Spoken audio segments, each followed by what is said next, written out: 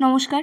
তো তোমরা জানো যেমন ইনফরমেশন বুলেটিন শেয়ার করে দেওয়া হয়ে গেছে 21শে আগস্ট থেকেই তোমাদের রেজিস্ট্রেশন স্টার্ট। তো তোমরা ঠিকঠাক মতো রেজিস্ট্রেশন করো। এবং আমি যেটা নিয়ে এখন কথা বলতে চাইছি যে রেজিস্ট্রেশন ফিজ কত।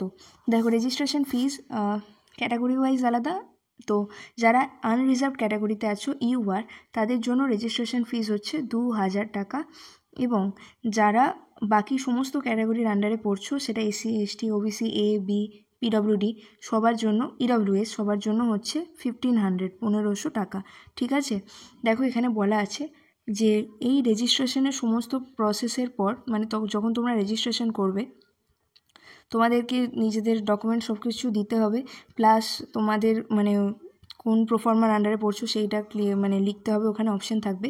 তারপর তোমাদের যে যদি কোনো কাস্ট সার্টিফিকেট থাকে সেইটা তো তোমাদেরকে টিক করতে হবে। এরপর মার্কশিট তোমাদেরকে দেখাতে হবে। আর এজ গ্রুপ কিন্তু তোমাদের বলতে হবে। মেডিকেল ফিটনেস সার্টিফিকেট যেটা আজকে দিয়ে দেওয়া হয়েছে, এগুলো কিন্তু রেজিস্ট্রেশনের সময় এক একটা করে অপশান থাকে, সেগুলো তোমায় টিক করতে হয়।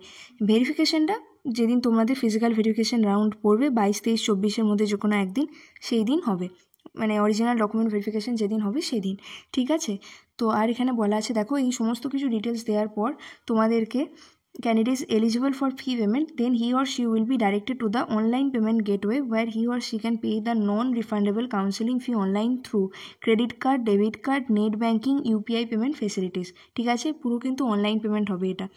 এবং এখানে online counselling fees is ₹2000 for unreserved candidates and 1500 for SC, ST, OBC, A, OBC B, PWD, EWS candidates.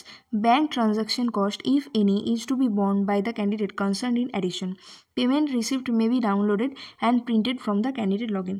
তো এই পেমেন্ট রিসিপ্ট, যেটা রসিদ যেটা পাবে, তোমরা কিন্তু অবশ্যই অনলাইন একটা প্রিন্ট আউট করিয়ে নিও। এটা লাগবে ভেরিফিকেশনের সময়, এটা কিন্তু দেখে। ঠিক আছে, যে তোমরা সাকসেসফুলি এটা পেমেন্ট করেছো রেজিস্ট্রেশনে। ঠিক আছে, এটা হচ্ছে কাউন্সেলিং ফি, যেটা তোমাদেরকে পে করতে হবে। আচ্ছা, আর এই ব্যাঙ্ক ট্রানজ্যাকশন কস্টটা হচ্ছে ওই ব্যাঙ্ক থেকে কিছু সময় কিছু টাকা কাটে, তো সেটা কিন্তু ক্যান্ডিডেটকে কনসার্ন থাকতে হবে। ঠিক আছে। আর এইটা কিন্তু তোমরা অবশ্যই রসিদটা বার করো প্রিন্ট আউট, এবং সেটা মনে করে নিয়ে যাও ভেরিফিকেশনের সময়। আর ভেরিফিকেশান আর বাকি কী কী ডকুমেন্টস লাগবে সেটা ক্যাটাগরি ওয়াইজ, মানে state quota, management quota, NRI quota, তাদের আলাদা আলাদা আমি একটা ভিডিও বানিয়ে দিচ্ছি, তোমরা কিন্তু সেইটা অবশ্যই মনে করে নিয়ে যাও। তো এই ভিডিওটা এই পর্যন্তই রাখছি। আমি পেমেন্ট কাদের জন্য কত টাকা পেমেন্ট করতে হবে সেটা নিয়ে ক্লিয়ার করে দিলাম।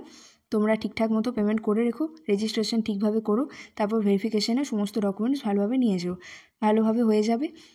আর বাকি যদি কোনো প্রশ্ন থাকে আমাকে বলো কমেন্টে, আমি উত্তর দিয়ে দেবো।